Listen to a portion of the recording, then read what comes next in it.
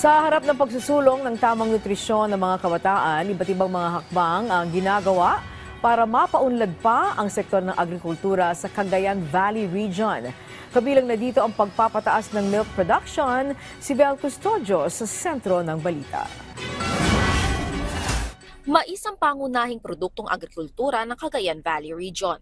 Hindi lang ito pinapalago at inaani para sa human consumption, kundi para rin sa organikong pagkain sa mga baka. Nandito ako ngayon sa isa sa mga maisan sa Tumawini, Isabela, kung saan dito lumalabas yung bunga ng mais.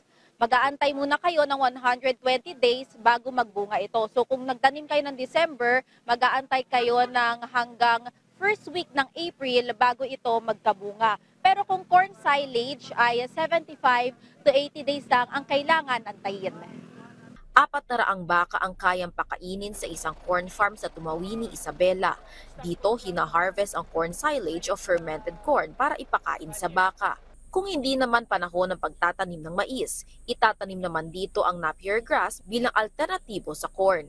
Sagot na ng Department of Agriculture ang forage chopper na ginagamit sa pag-aani at four-wheel drive tractor ng mga magsasaka. Nakatutulong sa mga magsasaka sa mahigit 70 barangay ang 8 drying facilities ng mais na may kapasidad na 120 metric tons per day sa Ilagan City, Isabela. Mahalaga ang drying facility ng I-Corn para matuyo ang mais sa loob ng 24 hours. Ito ay upang maiwasan ang pag-develop ng mataas na aflatoxin content o toxic na nagdudulot ng pagkalason sa mga kakain na hayop. Gumagamit din sila ng location-specific cropping pattern and calendar para malaman ng angkop na panahon sa pagtatanim. Ang tawag dito ay location-specific cropping pattern and calendar. So dito, makikita natin yung talaga, yung kung kailan ka dapat magtanim. Naman ito, nakaakibat din dito yung yung rainfall pattern dito sa area. Katulad ngayon, dito sa amin, katatapos ng about to plant ang corn ngayon about to be planted yung corn natin ngayon. Isa sa mga industriya na nalikha dahil sa produksyon ng mais sa Ilagan City ay ang feed mill at breeder. Aprobado na rin ang pagpapatayo ng Artificial Insemination Center sa Ilagan bilang bahagi ng pagpapalawak ng dairy program. Isang malaking produksyon naman ng gatas ng baka ang matatagpuan din sa syudad ng Ilagan. Mula sa milk farm, dadalhin ang mga gatas sa chilled tankers na naka-vacuum.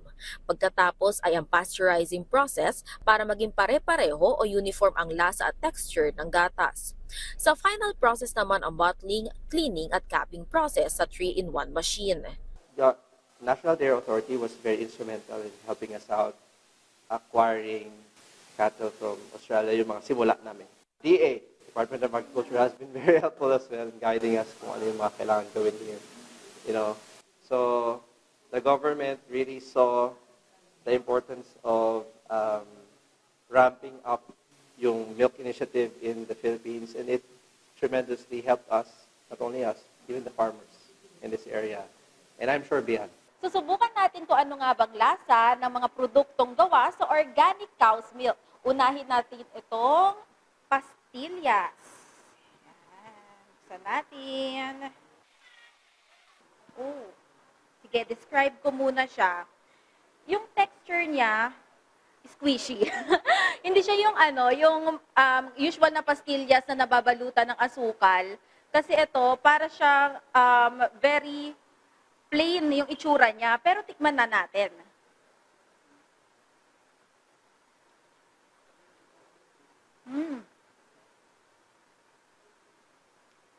Para sa kagaya ko na hindi masyadong mahilig sa matatamis, very okay siya kasi wala kang mangangatang sugar and also may pagka-creamy yung lasa niya. And also, syempre, hindi mawawala itong cow's milk na vanilla flavor. Tikman natin.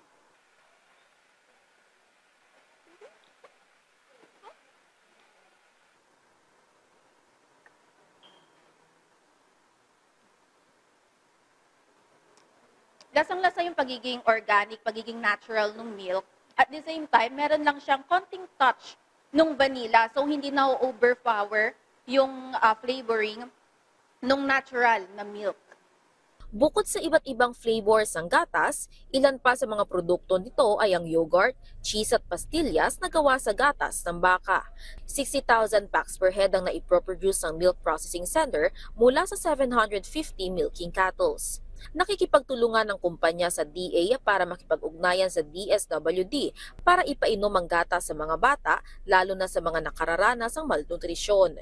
Mula sa pag-aalaga at pagpaparami ng milking cows hanggang sa pagproproduce ng gatas, hindi lang para ibenta sa merkado, kundi para makatulong na masiguro ang maayos sa kalusugan ng mga bata, ilan lamang yan sa mga hakbang ng pamahalaan para makamit ang seguridad sa masustansyang pagkain.